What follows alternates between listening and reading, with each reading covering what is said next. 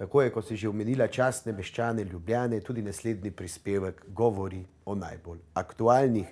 Danes gostimo zelo posebno gostjo, dr. Spomenko Hribar, ki je z lucidnimi komentarji na domačo politiko in se svojo pokončno držo močno zaznamovala razmišljanje o različnih družbenih pojavih pri nas.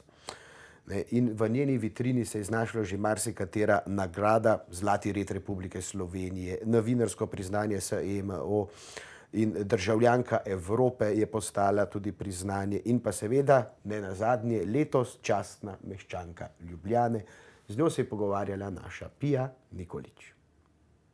Dragi gledalci Ljubljana TV, lepo pozdravljeni. Danes sem v gosteh pri zelo imenitni gosti, častni meščanki Ljubljane od letošnjega leta. Sicer pa verjetno dr. Spomenko Hribar, lepo pozdravljeni.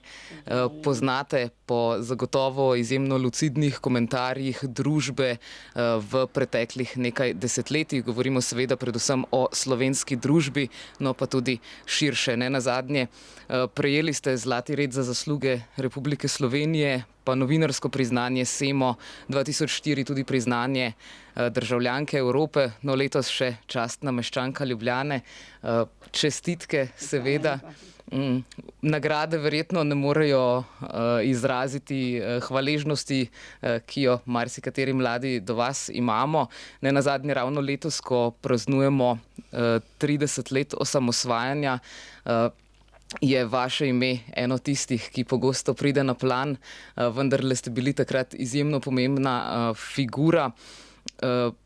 Na kaj ste pravzaprav iz tistega časa mogoče najbolj ponosni? Ste veseli, da ste bili takrat zraven? Seveda sem vesela, drugače pa moram bolj skromno reči, bila sem ena izmed tistih, ki smo bili, rekla, v prvih vrstah za osamosvajanje. Seveda sem ponosna tudi na svoje delo, predvsem sem pa ponosna na takratne poslance, na takratno vlado, ker smo delali, bom rekla, 1A, tako kot je bilo treba, čeprav z velikimi težavami.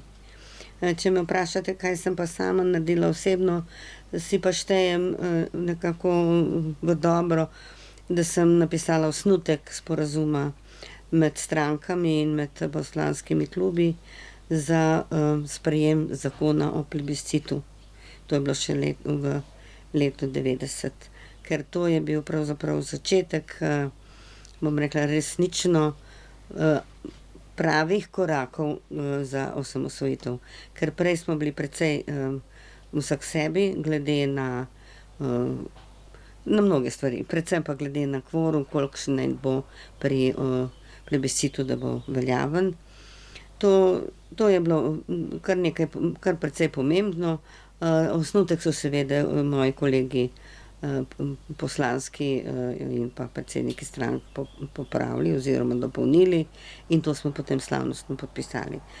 Drugo pa recimo lahko rečem, je bil pa tudi ustanovitev Svetovnega slovenskega kongresa, lani je bila 30-letnica, ker smo povezali Slovence po svetu z domovino in v resnici so Slovenci, ki živijo po svetu, zelo veliko pripomogli k temu, da je prišlo naše zahteve, naše prizadevanje za osamosvojitev v najširši krog evropskih in svetovnih navsezadnje politikov in da je bila tudi potem priznanje Slovenije kot države lažje. Mogoče bi omenila še kaj, ampak recimo to. No, takrat ste imeli odlično vizijo prihodnosti, ki nas je pripeljala do tukaj, kjer smo danes. Kaj pa bi glede na današnje razmere rekli za 30 let v prihodnosti od tega trenutka? Ojoj, to je pa druga zgodba. Pravzaprav zares dve zgodbi. Prva zgodba je navdušujoča, navdihujoča, vse, kar hočete, v pozitivno. Ogromno investicija naših pričakovanj, hrepenenj in tudi zahtev do nas samih in do države je bilo. Zdaj smo pa v neki zmešnjavi. Zelo narobe je to, kar počne vlada, ker vnaša razdor med nas in vse prizadevanje za spravo, ki je bilo, narejeno na vsezadnje tudi spravni dan v Rogu. Vse to je danes v pogonu za razdor. V tem smislu seveda tudi država koleba, preprosto ni dorasla ali pa noče ali pa ne zmore biti servis državljanov, da bi mi živeli bolje, predvsem pa prijazneje. Tudi v času epidemije bi lahko živeli prijazneje, kot pa smo. Bi bilo to tudi vaše sporočilo za mlade, ki zdaj vstopajo v družbo, se osamosvajajo, gradijo našo prihodnost? Seveda, predvsem bi želela mladim, da so samozavestni, da vejo, da imajo pravico, da živijo svobodno, da živijo vsaj v relativni, bom rekla, socialni varnosti in blaginji. In zato ne bojo uporni, in zato ne bojo zahtevni, in zato ne se organizirajo, predvsem pa ne hodijo na volitve. So to bile tudi takšne vrline, ki ste jih vi imeli in jih tudi gojili skozi leta? Glede na to, da ste bili ena redkih žensk v političnem prostoru, vam je bilo verjetno malce težje zgraditi kariero. Se vam zdi, da se je od takrat do danes vseeno kaj spremenilo? Ženske so v politiki še vedno dokaj redke. Mislim, da nekaj se je spremenilo, no. Čeprav ravno prejle sem prebrala nek komentar, da so ženske od 15 do 25 leta, ne vem kaj že, neke prasice, ki se pristegajo na kulturo marksizma in da bojo plačale to svoje izdajstvo. Dobro, to je en tip, ki je malo, bomo rekli, malo zmešan ali pa ne vem, kaj je z njim, ampak vendarle to kaže na neko duhovno atmosfero, ki je pri nas in ki je zmeraj bolj gosto grda in sovražna, če tako rečem. In to me skrbi. Kar mene zadeva, jaz se nisem nikoli počutila kot ženska nekaj drugorazrednega. Je pa res, da sem imela svojo taktiko, bom rekla, če smem tako reči. Bila sem v družbi moških, samih moških. Skoraj da samih moških, tako v parlamentu kot recimo v uredništvu Mladine. Nove revije sta bili samo še dve, Alenka pa Manca. Ampak moja taktika je bila taka, sem kar potrdila prijateljem, ja. Pa sem pa počasi dozirala razne dvome, razne, bom rekla, pripombe in nazadnje smo vsi enako mislili. Od kje pa ste črpali in še vedno črpate to neverjetno notranjo moč?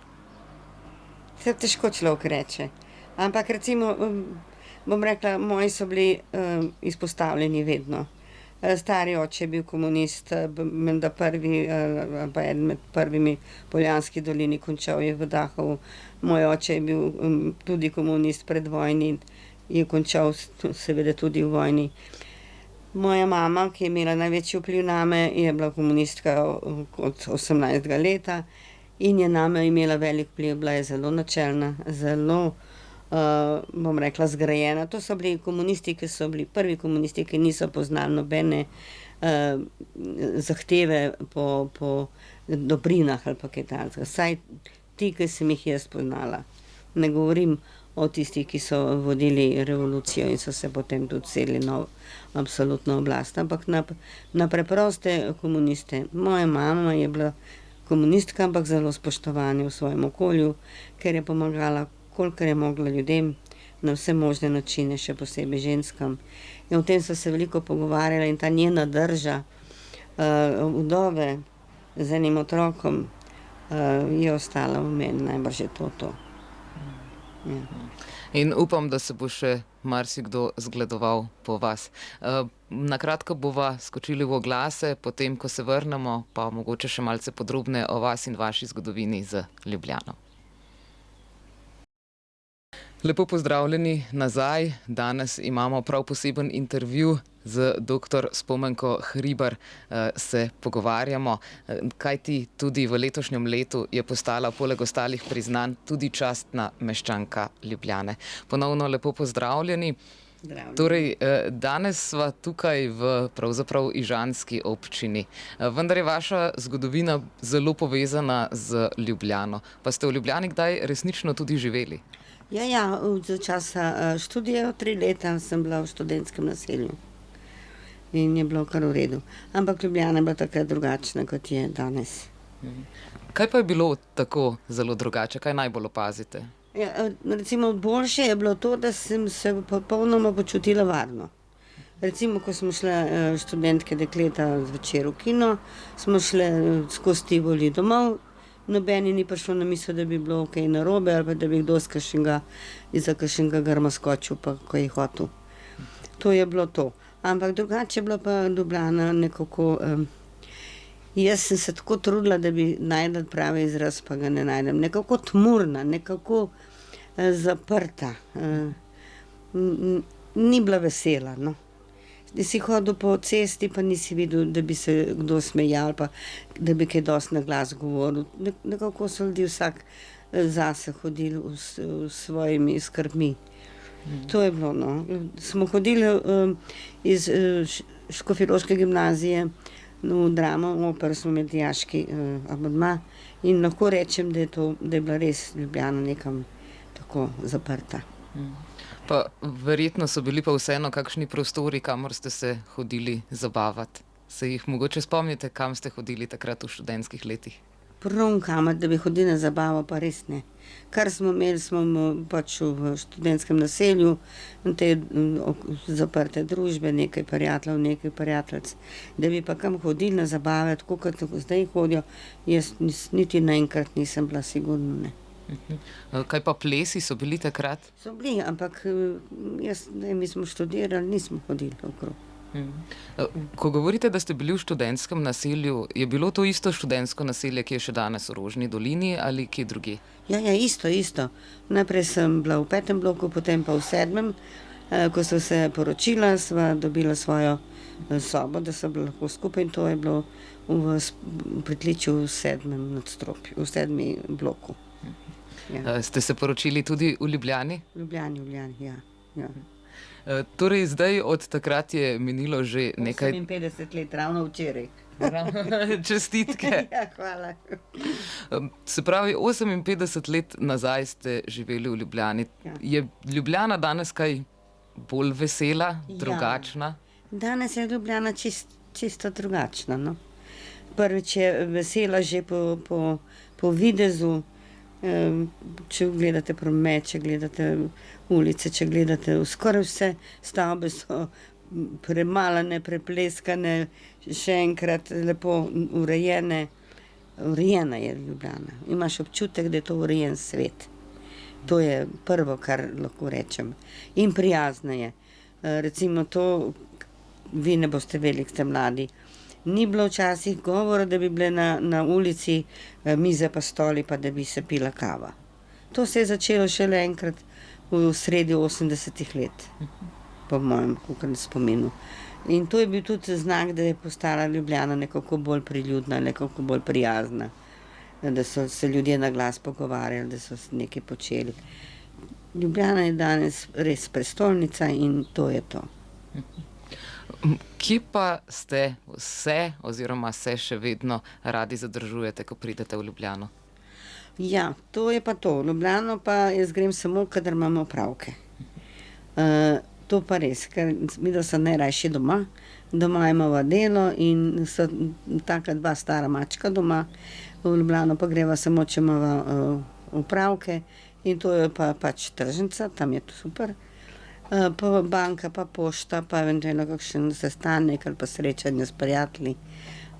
No, potem pa seveda, kada greva v kakšno gledališče ali pa v muzeje, to ja, ampak tudi bolj redko. So že v letih.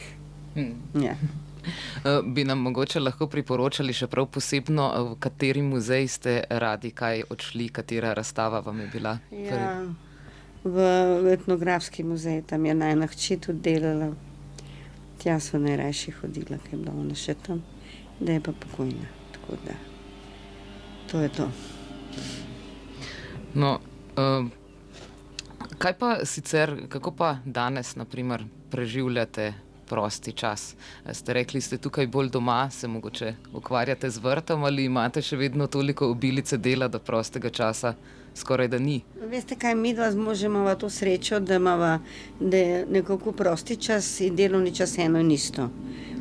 Kadar delava svoje delo in tudi imaš svoj užitek, sicer se tudi jeziš, ker ti to pa ne gre, recimo, ampak vendarle to je to. Poleg tega seveda imam pa malo nekaj vrta, pa v hišo je treba kar naprej nekaj pucati, pa kuham sama, skratka gospodinjim, tako da je vsem dosti dela, pa užitka tudi. Imate čas, da preberete kakšno knjigo tako bolj zase? Tudi, čeprav berem bolj strokovno literaturo, nekako se mi zdi, da imam še zadnje stvari za narediti, ker sva še toliko stara in treba to malo racionalizirati. Drugače berem poezijo zvečer pred spanjem, pa knjige od Mance Košir se preberem sproti. Pa še tudi kaj, ampak tako. Če bi vas prosila za čitalniški nasvet, bi potem verjetno priporočili Manco Košir? Absolutno, ja. Njo tudi za nasvet, kaj je treba prebrati, ker ono se prebere. Ja. No, super, dobro vedeti, mogoče moramo še njo poklicati ja, na intervju. Ona pa bi veliko vedela, ja. Če se mogoče še malce vrneva na splošno slovensko situacijo. Se vam zdi, da se v Sloveniji zdajle, na primer, česa premalo zavedamo? Predvsem smo premalo ponosni. To mene jezi in boli. Morali bi biti ponosni, nismo prišli od nikoder, ampak imamo svojo zgodovino in tudi smo daleč namenjeni, če rečem tako, s Kocbekovim njegovo besedo v Lipicancih. In mi se pa obnašamo kot eni hlapci navzven. Tega ne morem razumeti. Po osamosvojitvi, ko bi nam moral zrasti, bom rekla, ponos tako rekoč do neba, smo pa naenkrat postali mlahavi in navzven. Navzven recimo do Italijanov ali pa do Avstrijcev, pa do Nemcev. Pa kaj je zdaj to? Ne? A so bili oni zmagovalci, a smo bili mi? In se obnašamo tako, kot da smo njim kaj dolžni. To me pa tako jezi, da bi včasih kar nekoga nadrla, ki se obnaša tako trapasto. Mislim od politikov, ne od nas, ne, navadnih državljanov. To je to. Vedeti bi morali, da smo odgovorni za svojo nacijo. Če bom rekla tako, pa bojo ljudje razumeli. Obstaja pregovor. V vsakem jeziku se drugače sliši Božja slava. To pomeni, da vsak jezik je enkraten, neponovljiv. Tako je slovenščina kot vsak drug. Poezija v slovenščini je neprevedljiva na način prevoda. Se pravi, kadar je prevod, je to že druga poezija, recimo v francoščini. To je francoski prevod, to ni slovenska poezija. Hočem reči, da te enkratnosti se ne zavedamo in odgovornosti za nacijo in seveda odgovornosti za nas tukaj, zdaj, da bomo živeli normalno, ne tako histerično kot zdaj, ker nas ta vlada kar naprej histerizira z nekimi prepovedmi, z nekimi grožnjami o državljanski vojni in take stvari. Ne moreš verjeti. Torej to. Pa se vam zdi, da lahko tudi sami prebivalci Slovenije pri tem naredimo mogoče nekaj razmislek o tem, kaj potrebujemo torej v prihodnosti? Nekateri bi rekli materialne dobrine, drugi bi rekli mogoče malce spremenjene etične vrednote. Etične vrednote so pač standardne, to jih ni treba nič spremenjati, je treba samo živeti normalno, moralno. Kar se pa tiče premisleka o tem, kaj potrebujemo, in bi pa rekla, da že kar se zavedamo. Tudi tele petkovi protesti kaže na to, da se ljudje zavedajo, ozaveščajo svojih pravic in zahtev, ki jih imajo do oblasti. Oblast je in mora biti v službi ljudi, ne pa to, kar oni se obnašajo kot oblast z veliko začetnico in kot nekakšni dirigenti, da ne rečem diktatorji, kaj in kako. Da bi se vsaj zakonov držali, tiste, ki so že sprejeti, ali celo tiste, ki so jih sami sprejeli, pa jih se jim ne držijo, recimo v zvezi z STA. Ne? Torej, to je izpod vsake kritike in jaz upam, da se bojo ljudje počasi še bolj ozavestili in zahtevali. Predvsem pa zahteve, kot sem rekla, pridejo na površje in aktualizirajo se na volitvah. Takrat bom pozvala volivce z levega pola, ki se nikakor ne dvignejo svojih riti, da bi šli volit. Ja. Tukaj le pa gledam, iz cerkve grejo v gosjem peresu, v gosjem redu na volitve. To je to. Verjamete, da je prihodnost lahko svetla? Ste bolj optimistka? Torej, jaz sem optimistka, čeprav tudi svetovna situacija ni rožnata.